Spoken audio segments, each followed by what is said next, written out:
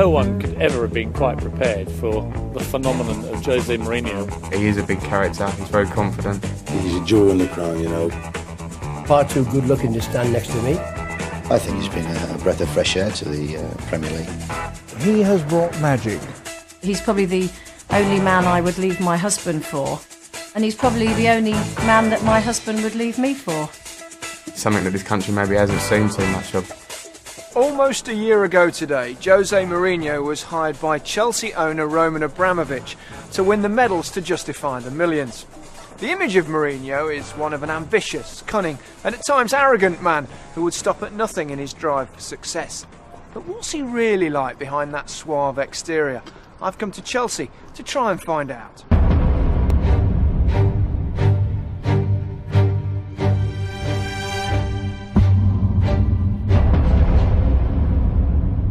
Hi, Jose. Good morning. Thanks for coming.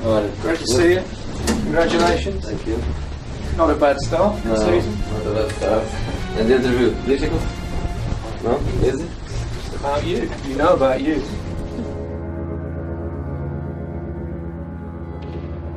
Chelsea have confirmed tonight the departure of manager Claudio Ranieri. Porto's European Cup winning coach Jose Mourinho is the overwhelming favourite. Mourinho is understood to be in Porto tonight and is planning to fly into London tomorrow. Jose Mourinho took his first steps in Premiership management today and immediately started working in the future. I'm European champion, so I'm not one of the bottle. I think I'm a special one. How did the Chelsea move come about? What first attracted you to the club owned by the billionaire Abramovich? In my hands, Chelsea and a big Italian club. And the next day of Champions League final. Can I ask you which one? They have a manager now. Okay. I think it's you not, don't have to answer. Yeah, it's not difficult. They change manager every season. Okay, I know.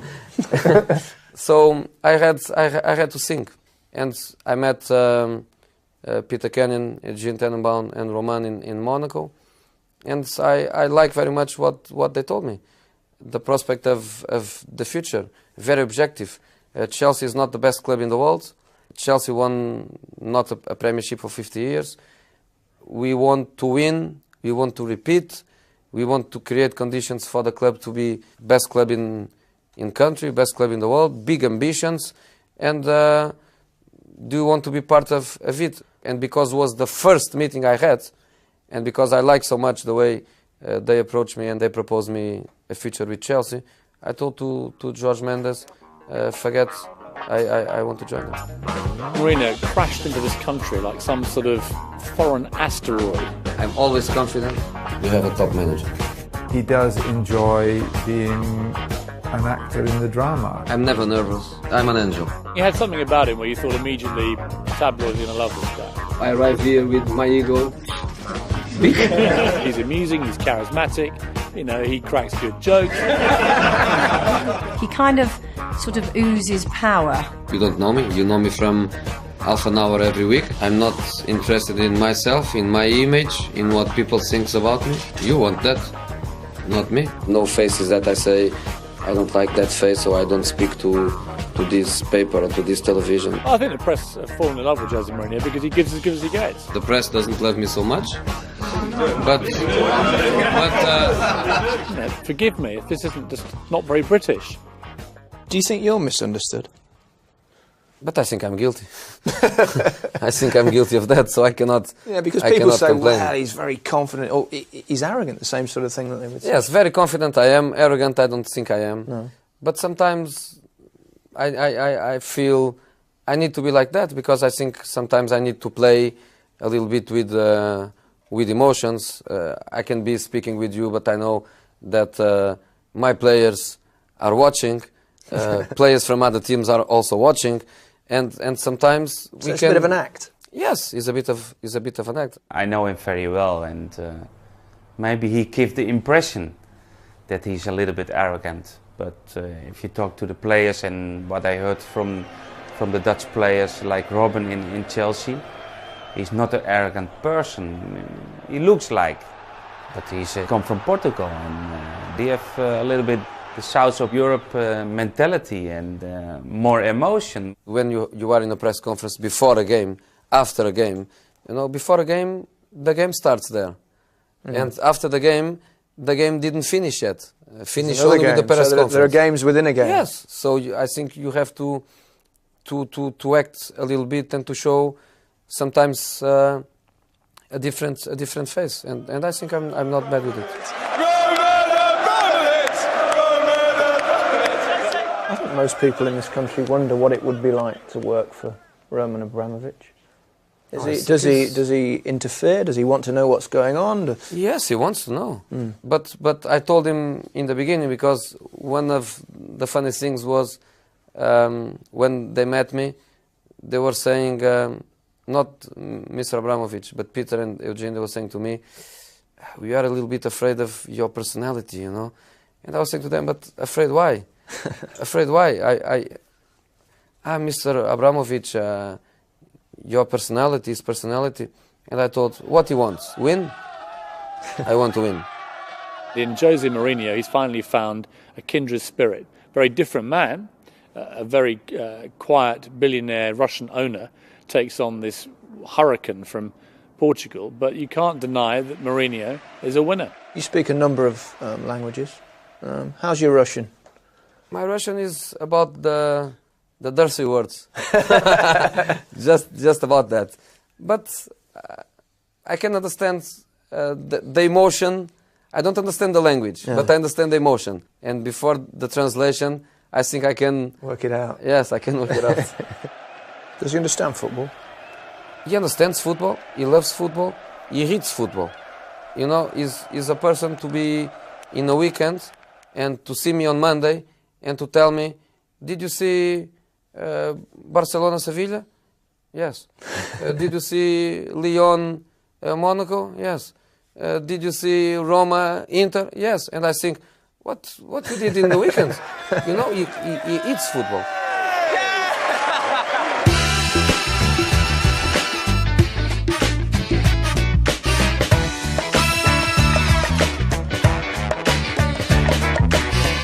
Jose's philosophy is to win, and I think he knows what nice football is, but he'll win anyway. He'll win ugly. He gets his point across very well, and the players, when we go out to play on a Saturday, we know exactly what we have to do. That's everyone from the goalkeeper to the strikers. We know exactly what we have to do, and we know how to do it, and I think that's been the main reason we've been so successful. In terms of the way you like football to be played, and what was necessary to bring success, what would you describe as your style? Some people say Chelsea are a bit more defensive than the others. No. I think Chelsea went through phases, and the first phase was to give them tactical discipline. You cannot play just emotional, and I can understand English mentality is a little bit about that, and I want to show that I don't want to lose matches. I want to get the maximum points in the beginning, and I want to show that it's not easy to beat Chelsea. It's not easy to score against them. Step by step, the team was getting strong by the tactical point of view, but strong mentally, very strong. They were feeling the power. We score one goal, we don't lose. We can go away at home, don't concede goals. Clean sheet after clean sheet. After 4 or 5 matches, boring Chelsea. They don't score goals. They don't play football. The football is a disaster. And I was feeling, what is this? Where I am? I just arrived. But I got that in the good way. I was saying to the players every time, they don't like us because we win. Your team 1 year ago, 2 years ago, they love your team, but you won nothing. Now they hate us, but we won matches. So we are okay. And it was important to close the dressing room door and to say what is outside, what they say about us, doesn't matter. The criticism, I think, was good. It got to you a bit, create though, a didn't strong it? group. Yeah. It got to you. You didn't like it, did you?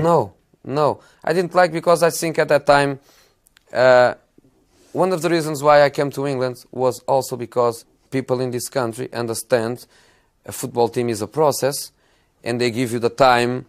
They don't give you... Not at all clubs. Yes, but normally, yes. Yeah. But you go to Latin countries you don't get results after two months and you are out, you have no time to work. And I thought, I will have time for that. So you didn't like the criticism, but you sort of understood it. No, I understood that we must go to another level. But I was waiting for Robin. I was waiting for Duff. I was waiting for the improvement of Joe Cole. And I was waiting, but getting points. And when the players were back, the main question was both at the same time or one each time, Robin and Duff. But you changed your system for that, didn't you? We changed because of that, because they were so good. Chelsea!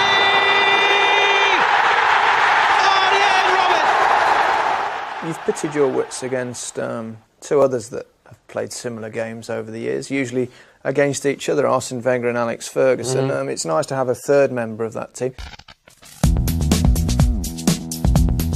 Do they want to change their position with mine? Top of the league with 9 points. They cannot speak about blips because they are not in a better situation than us. Do you see a psychological war between you and the other managers? I tell you, you can ask to Sir Alex. I have a lot of respect. I call him boss because he's our boss. So no problems, no wars, no mind games. When we go to Man United, I will bring a very good bottle of wine because the wine we drank was very bad.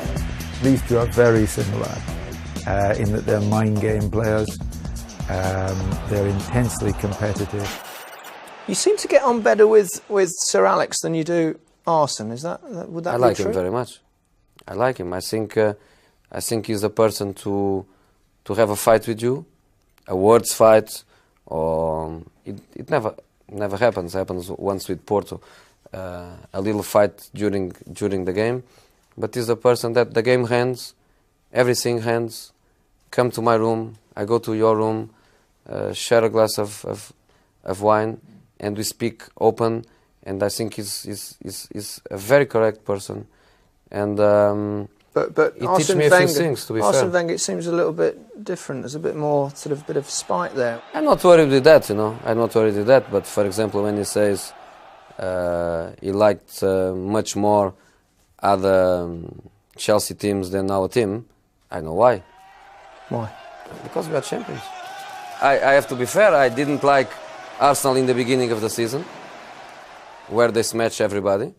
I don't like them now, where they beat Everton 7-0 and they have... Why don't you like that? Because they win. Oh, okay. I like them very much in the middle of the season. Every weekend they lose points. I was in love with them. Every week Chelsea wins, they get a draw. 5. Next week they lose 8. Next week they lose 10, 11. I was in love with them, so I understand why you don't like us. He's done some very smart things. And the best thing he did was the first thing he did when he got to Chelsea. He got rid of 10 players. Because nothing can be worse for a coach than having too many players around the place. Better to have too few. And that's what he left himself with. He left himself with quite a lean squad.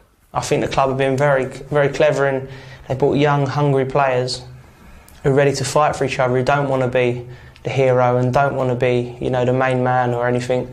All we want to do is play for each other and win games for Chelsea. The boys all think he really knows his business as well, if not better, than any other manager they've encountered. And so their commitment to what he creates and designs for the manner and the form of play and the tactics and so on, they absolutely accept as it. And what he wants, they will try and give him. The result is, of course, we have a phenomenal team this year. I think that winning the championship might have surprised him. I don't think he was sure he could win it in the first season. I think by Christmas, all doubts in his mind, as in all of ours, had disappeared. When did you think it was your title? I thought in many occasions. August. Something happened after that. Something happened after that where you think it's not over. But one period is when a moment I never forget was we beat Tottenham away. We jumped from 5 to 8. And Arsenal played 2 hours later in Bolton. So we come in the bus with 8 points and I was thinking this can go from 8 to 7. A draw is good. They lost. So our buzz was a circus for the first time. They won the 1-0 at Tottenham when we lost at Bolton, just 1-0. You transform that hope into belief and then conviction that you will really make it. And then you just take off. And they got that. Everybody jumping and screaming, 8 points, And that moment was a moment where I thought, 8 points. 8 points, you can make a mistake, you can control the emotion. They will lose also a few points. Was a moment where I felt it's very, very difficult to lose the championship. Lampard, it's 2-0, it's Chelsea's championship. Jose Mourinho grew up a long way from the Kings Road lifestyle he lives now. He was born 42 years ago in the fishing town of Setúbal, south of Lisbon. The son of a professional footballer, the game was always in his blood. Well, about 35 years ago, Jose was 5, 6, 7 years old, and his father was the goalkeeper from Vitória, and in the trainings his father was there defending, and Jose was in the back of the goal, and all the balls that go out, Jose will get them and bring it to the pitch again. So some part of his youth as a child was passed here in this, seeing the trainings of his father. Your father was a goalkeeper. Yes. Felix was his name, and yes. He was quite good, wasn't he? He played for the international side. Yes, he played all his career in the Premiership, in the Portuguese Premiership. Felix Mourinho is a nervous dad when his son's games are on television, so much so that he leaves the house while the match is being played and waits for his wife to ring him with score updates. Eu vivo essas vitórias intensamente, talvez até mais intensamente do que vivia as minhas no tempo em que jogava. You weren't a goalkeeper, were you? No, when I was a kid, I think like every kid, I want to score goals, you know, and I was feeling good enough to play, but not good enough to succeed or to achieve a good level. I remember he was player in Belenenses, in Vitória Setúbal. Good technique, not so fast, but good skills. But I think always also studying and make investment as a student and to see the future. Your father became a coach, and you played for him. Was that difficult? No, I was with him just one season. Yeah. Was the season where, at that period in Portugal, you could never go direct from high school to university. There was always 1 year where people has to be waiting for university. A year out. Yes, a year out. Nowadays. So at that time, I was playing with my father team, and there was a bit of controversy there, wasn't it, about whether he should pick you in the team or not? And I think is a situation, depends of culture, you know, depends of culture. I have to say that this season when I saw Jamie Redknapp to play to his father, I was in love with that team, because it was a feeling I could never had, the son helping his father. Was bad for me. It was bad for me, not bad for my father. It was bad for me because. In what sense? In the sense where I should play more, and I didn't, because his options were always against the controversy. And I was the first at that time. I remember a few times to tell him, "I know I deserve, but forget it. Go the other way. It's I'm too with awkward. you, and we go to the easy way for us." You said yourself that you realised relatively early that you were not going to reach the very top level. Was that difficult for someone with your personality to deal with? No, it was not difficult, you know. It was not difficult. At that time I was already in love with my wife, you know, and waiting a few more years to marry and to have my life organized. And at that time, things went into a comfortable direction, you know. I was a school teacher in the morning. So I had my stability. In the afternoon, I was coaching my city team, Vitória Setúbal, in sub-18. In his early 20s, Jose realised he would never achieve great success as a professional footballer. As a student, he took the first steps into management. I remember that me and then some friends went to some games, and sometimes we try to joke with him, you know, Jose, do that. He never hurts, you know, never. Was only that.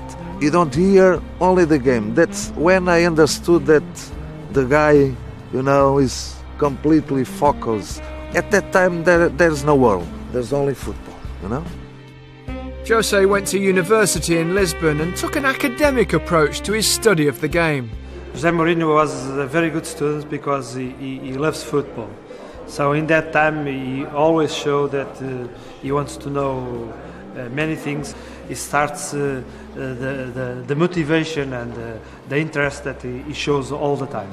He's a product of study. He's read and he's worked and he's learned, and he said it's taken me 15 years to become an overnight success.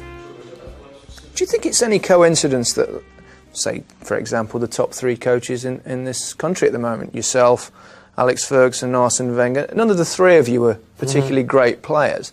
I think Alex might possibly disagree with that, but none of you played at the very top level. Do you think that perhaps helps in some way? I had time to prepare my career that a professional player didn't have. So if you jump direct from I was a great player to try to be a manager, I think you are not ready for. Difficult. You know, it's difficult. The same way you can study all your life, but if you don't have a strong connection with the world of football, you are not ready, because you go into that world and you can know a lot about all the science connected with football. You don't understand the game, you have no chance. Football may be a universal language, but Bobby Robson needed a translator when he moved to Sporting Lisbon. It would be Jose Mourinho's first job in the professional game and the beginning of a successful partnership which lasted 5 years. When Bobby Robson stepped off the plane from London to become coach at Sporting Lisbon, the little guy who greeted him said, "Hello, I'm Jose Mourinho." Is possible? He was initially employed as an interpreter. That's how he started working with players, really, and sort of got a grounding in the game. I'm interested in. He had an air of confidence about him. I think he was a bit nervous about meeting me. I mean, I detected that. Is it true that you were Bobby's interpreter? No, the truth is that I was his interpreter. I was his scouts. I saw players. I saw teams. I was goalkeeper coach because we didn't have at that time. I helped in training sessions. I think I was everything. I gave him everything. Everything I had, I gave. So I think as a very nice person, he recognized my contribution to him. Hey, Fleming. I couldn't have handled it really without him, in terms of speaking to the players, having a liaison with the players, having a liaison with the president. Never fell out with anybody, always respectful. He epitomised what I said to the players and how I felt about the game and the way the team played and what happened, what didn't happen. And he could transmit that very fluently and respectfully. He was super. I'm not going to go to Barcelona, am I? Ill-prepared, unless I know taking Jose is going to be an advantage to me and to Barcelona, and of course for himself it was wonderful. Many years with Bobby. What did you learn most from him? I learned a lot of things, you know, but the first thing I get from a person is the human being he is, you know, and I think it's difficult to find in football such a beautiful person like he is, and the way, of course we are different, and I don't want to try to be copies of anybody, because copies are always worse than the original. But he was good in training, he was very enthusiastic. You know, Sir Bobby loves the pitch. He loves the pitch. So as an assistant, you work in other areas to support that, but not so much that direct relation with the coaching session. Because Bobby always liked to take sessions. Very studious, asked questions all the time, saw the players train, saw how we trained, saw what we did in training, learned, listened, looked, remembered, did all of those things. Look where he is now. Absolutely fantastic. He brought me from a low level to the highest level you can imagine. So as Bobby assistant, I went from Sporting, Porto and Barcelona, and when I left Barcelona, I was ready to start my career. That was your first period of a lot of success, because Yes. a lot of trophies in both Portugal and of course Spain. Yes, with Bobby it was fantastic. We won everything in the Portuguese competitions, 2 leagues and 1 cup, 2 Super Cups. We went to Barca. In Bobby's period, we were not champions, but we won Cup Winners' Cup and Spanish Cup, Spanish Super Cup. After Bobby Robson was at Barcelona for 1 year, he moved upstairs. Now, normally in those circumstances, his staff can perhaps be moved away and moved outside, but you stay with Van Gaal. Was that a surprise? Or the personalities are different, but I have to say that Van Gaal is also a beautiful person. You know? He's somebody with, I don't say 2 faces, a little bit like me. I think he's a little bit like me, you know. In what sense? In the sense where only people who knows him well knows who he is. Luis loves to analyze and gives you the complete control of the training session. So you become with him a coach on the pitch. So you coach players. So when I was 30, 32, something like 34, I don't remember that, but very, very young to be a manager, you have in your hands Rivaldo, Ronaldo, Figo, Stoichkov, and coach them. Tough to teach them. It was fantastic experience. And with them, I got something that still is very important in my methodology, is communication. Is to get feedbacks also from them, from the players. And Luis, I think I created with him a very, very strong relation. And it was very important also to give me confidence, you know. I always remember with him. Have you ever lacked confidence? No, but he told me things very important for my career. I never forget this.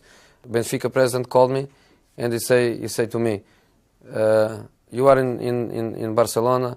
I want you in Benfica to assist you Paincas." I told to Luis, happened this. I received this phone call, and I have this big chance to go home and to have a good situation for me. He told me, pick up the telephone and tell Benfica president, if he wants you to assist you Paincas, no. If he wants you to be the manager, I take you to the airport and you go. Because you are ready for that. No more assistant. When you leave me, is to be top manager. So I have a few memories of my relation with Luis, and it was very important for me. When a call came from the biggest club in Portugal, Mourinho had to take it. Benfica were looking for a new boss, and Jose was ready to take the step up as manager. When he eventually left Portugal, he'd won every title going, including the Champions League. When I left Barcelona, I was completely focused on being a number one. Being a number one, you know. Your first job as a number one was Benfica, yeah.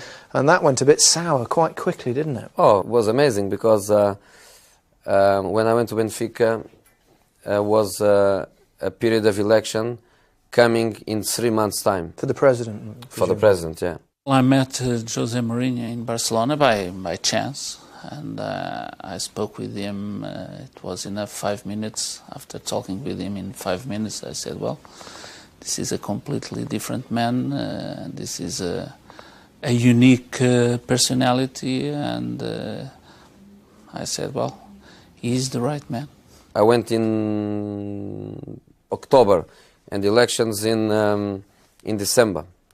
And the president couldn't give me a long-term contract because of that. He was saying it was not ethic, he can lose elections, and the new president comes, and I gave you a 5-year contract. I cannot do that, so you have to accept the short-term contract. It was a big risk at the time because Benfica was in a sort of a process of elections, and even all my board resigned. But it was really difficult. The press was completely against and said a lot of silly things, said that Mourinho was only a translator. He lost the elections. president arrive. So when he lost the elections, I knew at that time I have no chances because he has his own man. So I was succeeding. The results were very good. We just finished to beat Sporting in the derby. We beat them 3-0. And at that time I told the president, it's time for you to make a choice. Or with this kind of results, you give me the new contract and I can know I'm working for the future of the club. Or if you still stick with your first choice, I have to go. So people at that time couldn't believe such a young manager was leaving Benfica. Yeah. You know, because I left Benfica. You know, and you went to a small club called Leiria, yeah. And maybe the first signs of the special one. You took them to the UEFA Cup, which was quite an achievement. We took him to the third place. It was a very small club. At that time was not easy for me. For the first time, I left my wife and kids in Lisbon, not with me because it was not a good place to take them with me. I just there focused in I have to succeed and I have to go back quick to my previous level. So I went there with my staff, just thinking about that, and I went to Brazil to find players with peanuts and bananas. You know, no money. So I got players for 100,000 euros on loan. This kind of situation, and we did fantastic. So we were third in the table. In the end of the day, I had Benfica and Porto fighting for me. The president that doesn't want to give me the long-term contract was fighting for me. The same guy. The same guy. He's fantastic football. Yeah. So, but you went to Porto, and when you took them over, they were struggling. Leiria was third and they were fifth. Yeah. And for Porto to be fifth and struggling to get a UEFA position was incredible. But we won everything in the first year. In Portugal, is simple. You have a very good team, you win the championship. No doubts. Eu tenho certeza que no próximo ano. So it's easy for me in Portugal to say, as I told in Porto, beginning of season, we will be champions. No risk. Second year was even better because we repeat the Portuguese trophies. We just lost the Portuguese Cup final. We lost in extra time, and we won Champions League. Probably he will regret for the rest of his life that he didn't celebrate with Porto the victory in Gelsenkirchen. He didn't, you know. He stepped away from the field, and here in Porto he didn't even come out from the airport. But the important is that he achieved great things in Porto. He's a great coach, and I'm absolutely sure that no Porto supporter would think twice if he had the possibility of return. We did it almost without money, because I took to Porto 4 Leiria players. So my peanuts players, we sold them to Porto. So we built a great team with Porto, and just with quality and confidence and working hard to improve the team. And that's step by step was and fantastic. that's it, is it? That's all there is to it. The confidence, working hard. Yes, and quality. No quality, no chance. And you have to believe you can score. My life is about keeping one step ahead. He's one of the first managers I can think of that has really made it into the feature pages of newspapers. You know, we're used to seeing obviously the David Beckhams and the Jamie Redknapps, the handsome players. But, you know, correct me if I'm wrong, but I've never seen a fashion item about Sir Alex Ferguson. Jose Mourinho has made that transition. Mourinho's up there with Beckham, with Zidane, with Raul. You know, he's as big a star as many of the world's great players. Certainly at Chelsea, I mean, he is probably the biggest star they have. The biggest box office. He's probably the highest paid member of that staff now. He's a phenomenon, but he's a winner. The looks factor is sort of almost the factor that dare not speak its name. It's sort of considered rather crass to think that because somebody looks stunning that They have a special quality. He has that sort of permanent sort of 5 o'clock shadow. He's got very sexy eyes. He's got a very sexy manner about him. He clearly fancies himself. Clearly every woman I know fancies him, which is even more depressing. And he's totally gorgeous. So not content with just being a football manager, a fashion icon, some sort of sex god, we then see Jose trotting over to Israel to cure the world of the Middle East peace problem. Jose Mourinho is here as a guest of Shimon Peres, Israel's Deputy Prime Minister. I think football is powerful in social terms, and a football man becomes powerful in social terms. I accepted that invitation to go to Middle East because I'm not a political man, but I know that was for children, and children with a lot of problems as consequence of war. So I always will be ready for that. You must use the power football gives you. You must use in good situations for the world. It hasn't all been good news for Jose Mourinho. The criticism of the referee in Barcelona and the alleged tapping up of Arsenal's Ashley Cole have resulted in critical newspaper headlines. He's got an extraordinary appetite for confrontation. That is one thing I've never seen before. People have compared him with Brian Clough, but even Brian Clough, didn't want to fight everybody all the time, particularly in Barcelona with the business of Anders Frisk, the referee whose honour he unfairly impugned. I wish Mourinho had apologised for that. Are you a bad loser? Yes, I'm a bad loser. Yeah. Was it hard to cope when you didn't quite make it against Liverpool in Champions League? I mean, you've won pretty much every trophy you've entered for the last 3 or 4 years. Yes, was easy when I don't know the goal was not a goal. Was easy. I got it with respect for them, for Liverpool. I shake every hand. I wish luck to all of them. I got it as a football man who understand that you cannot win every time and you have to lose. When I saw television, I couldn't believe, and was hard to live with it, and especially hard to live with it and close the mouth. For me, it's very hard to close the mouth when I'm not happy. It's very, very hard. You've come a long way since the days that you were in Barcelona, and as the famous quote, "Who's the good-looking kid with a granddad?" when you were with Bobby Robson. You must be very proud of what you've achieved. Have you surprised yourself? It was too soon, too quick.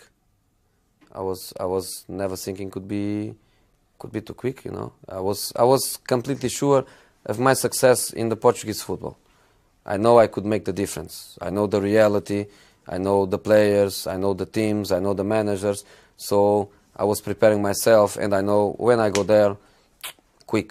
But I was thinking of Portuguese champion, Portuguese Cup, being the best club, but UEFA Cup, Champions League, Chelsea, was too quick. Was too quick. But I think I was mentally ready for that. And what's next? You signed or agreed a long-term contract 5. with Chelsea.